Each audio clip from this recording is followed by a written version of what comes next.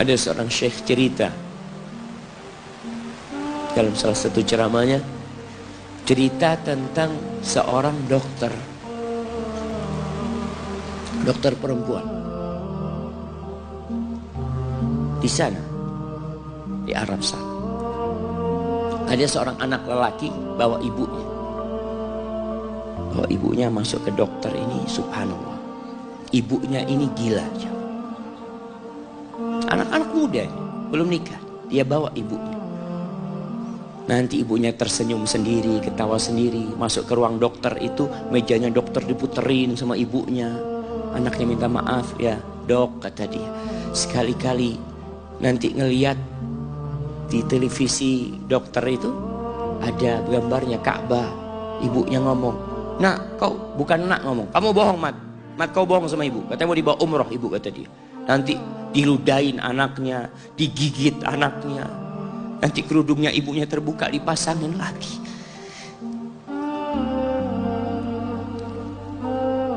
Itu dokter tanya sama anaknya, ini siapa? Kata dia. Ibu anak, kata dia. Sejak kapan dia seperti ini? Sejak lahir. Loh, terus gimana engkau bisa lahir?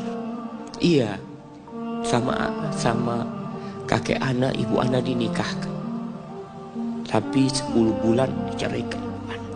Ya karena seperti ini, anak lahir dari rahim ibu anak. Dan seperti ini kelakuan. Iya, kata dia. Engkau berbakti sama dia, kata dia. Dia kan nggak kenal sama engkau. Iya, dia nggak tahu sama anak, tapi Allah tahu kalau dia ibu anak. Kan? Allah tahu kalau dia ibu anak. Anak harus berbakti. Ditanya, ibumu sakit apa? Ibu kena gula, katanya, kena ini. Setelah dikasih resep, itu dokter cerita, pasiennya keluar, ditutup pintunya. Dokter ini nangis. Dia mengatakan, ana sering dengar ceramah tentang birrul walidain. Ana sering mendengarkan tausiah ustaz tentang berbakti kepada orang tua, tapi ana baru sekarang melihat kebaktian seorang anak sama orang tuanya. Ibunya gila, dia tetap berbakti. Dan dia mengatakan, iya, ibu anak nggak tahu sama anak, tapi Allah tahu kalau dia ibu anak.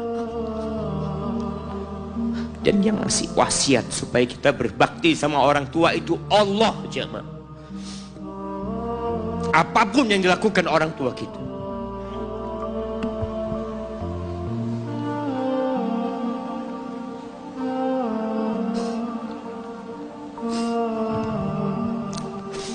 Apalagi ibu.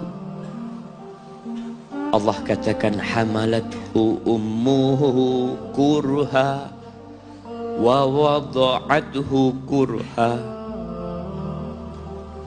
Ibu kita, hamil kita itu dalam kondisi yang sulit.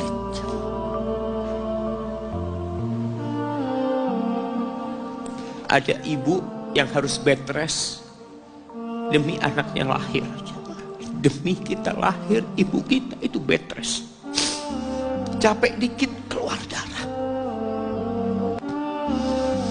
Ada yang harus hamil kita dalam kondisi dia ditinggal sama suami.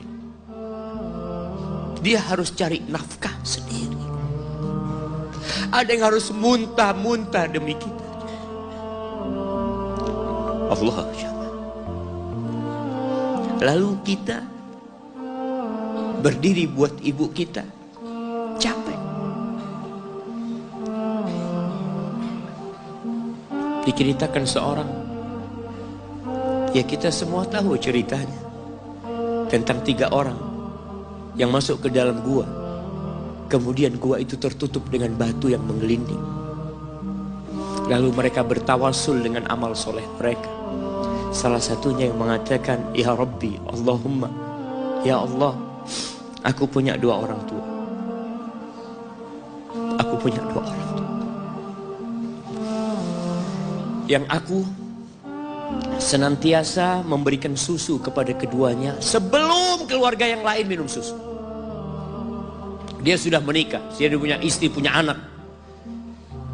Pada suatu hari, ya Allah, aku kejauhan cari rumput, sehingga aku balik dalam kondisi orang tua sudah tidur. Maka aku pereskan susu buat keduanya, ya Allah. Allah tahu, tapi dia mau cerita sama Allah. Dia ingin tawasul dengan amal soleh dia. Lalu aku taruh di wadah. Aku datang ke bapak ibuku, mereka tidur. Maka aku berdiri di hadapan kedua. Jamaah, bukankah bisa dia taruh di sebelah meja ibunya susu itu? Dia ambilkan meja, taruh di sana, dia bisa tidur. Dia sudah berbakti sama orang tuanya dengan seperti itu. Tapi anak ini tidak. Aku berdiri, ya Allah, aku gak ingin membangunkan keduanya. Dan aku terus berdiri, aku pegang itu susunya. Sampai mau subuh bangun, aku serahkan kepada kedua. Anak-anaknya nangis minta susu. Kata dia, lah, sampai bapak ibu aku minum. Kalian jangan minum. Kita kadang-kala sudah menikah lebih peduli sama istri kita, lebih peduli sama anak-anak kita. Nggak ada hadis yang mengatakan anak itu pintu surga, jemaah. Yang ada itu orang tua pintu surga. Kita peduli sama anak-anak kita. Beli oleh-oleh buat istrinya. Ditelepon istrinya mau apa, kepingin apa. Pernahkah engkau telepon ibumu? Tanya, Umi kepingin apa, Umi? Ana lagi dalam perjalanan, Umi. Jamaah, itu anak, Masya Allah, dia berdiri. Kenapa dia kuat, jamaah? Karena dia tahu Allah yang nyuruh dia berbakti. Mungkin tidak ada yang melihat berdirinya dia, tapi Nabi ceritakan berdirinya dia. Dari malam jamaah sampai pagi, berapa jam dia ingat, ibuku hamil aku 9 bulan. Capek. Ana semakin tahu dengan tugas besar seorang ibu dan pengorbanan seorang ibu setelah Ana menikah. Setelah Ana tahu bagaimana istri Ana hamil, ketika dia harus tidur gak enak, makan muntah. Muntah aja, Ana melihat istri Ana sampai lemas dia muntah. Ana ingat begini ibu Ana hamil Ana. Lalu kita lupa, ya ma. Kita sok sukses, mungkin engkau lebih sukses dari orang tua. Tapi kalau nggak ada bapak ibu, engkau nggak akan pernah lahir di muka bumi. Allah ceritakan ibunya hamil dia. Wa wada'athu kurha, dan melahirkannya dalam kondisi sulit. Kadangkala perut ibu kita itu disobek demi kita keluar dari perut ibu kita. Antum meninggalkan luka di ibu, itu dijahit. Kalau antum anak ketiga, Allahu Akbar, berapa kali dibelah perut ibu kita aja. Tubuhnya jadi jelek gara-gara kita. Tapi dia nggak peduli, yang penting antum lahir dengan selamat. Kalau ibu kita dikasih pilihan, ini nggak bisa diselamatkan dua-duanya, salah satunya akan meninggal dunia. Kira-kira apa kata ibu antum? Iya, nggak apa-apa dok, selamatkan bayinya dok. Nggak apa-apa dok, biar dia lahir dok. Subhanallah. Berapa banyak ibu yang meninggal dunia ketika dia melahirkan anak. Wa hamluhu wa fisaluhu 30 syahra. Hamilnya dan menyusuinya itu 30 bulan. Artinya bukan ketika antum lahir selesai lelahnya ibu kita. Memang ketika antum lahir dengan selamat, Allahu Akbar, ibu itu lupa dengan rasa sakit dia 9 bulan. Ibu itu lupa dengan jeritan dia mengeluarkan kita ketika kesakitan. Itu lupa. Dia tersenyum, dia bawa anaknya, ditaruh di dadanya. Allahu Akbar. Kalaupun ada air mata yang menetes, itu air mata kebahagiaan orang tua dengan hadirnya kita di muka bumi ini. Lalu kita bisa berjalan. Kita nggak bisa apa-apa lahirnya. Allah rekam kebaikan ibu kita. Kita disusui sama ibu kita. Berapa bulan? 2 tahun. 24 bulan disusui. Mungkin ada yang kurang, mungkin ada yang lebih. Tapi yang jelas kondisi kita tidak bisa berbuat apa-apa. Kita hanya bisa menangis, jemaah. Antum lapar menangis, buang kotoran menangis. Siapa yang datang membersihkan kotoran antum? Ibu antum. Yang gendong antum siapa? Ibu antum. Dia susui. Subhanallah, sampai anaknya agak besar sedikit, diajari bicara sama ibunya, diajak ngomong sama ibunya, diajarin berdiri sama ibunya, diajarin berjalan sama orang tuanya. Allahu Akbar. Kemudian ketika antum sukses,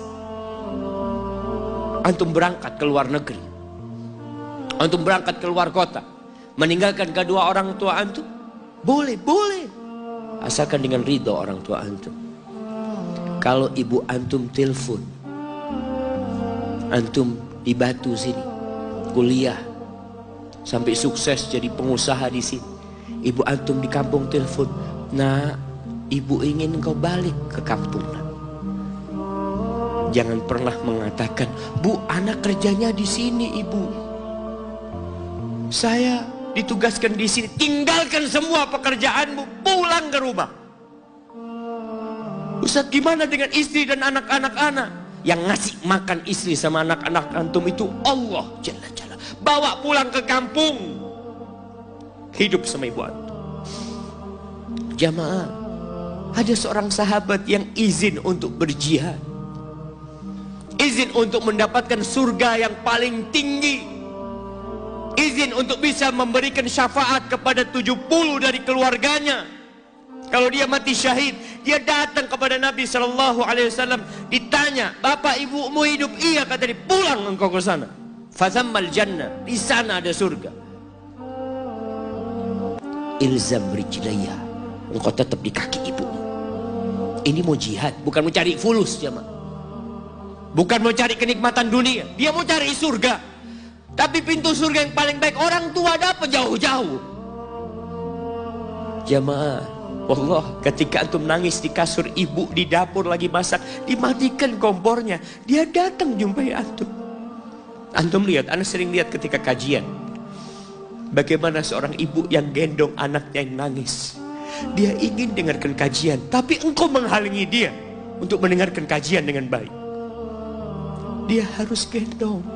Kadang-kadang nggak boleh deket-deket kajian, yang bawa anak tempatnya lain, dan dia nurut.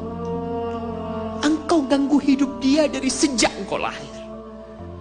Kemudian setelah engkau dewasa, engkau nggak berbakti sama ibu. Lupa dengan wa hamluhu wa fisaluhu 30 syahr. Di masa Umar bin Khattab, ada seorang yang datang kepada Umar mengatakan, ya Amirul Mukminin,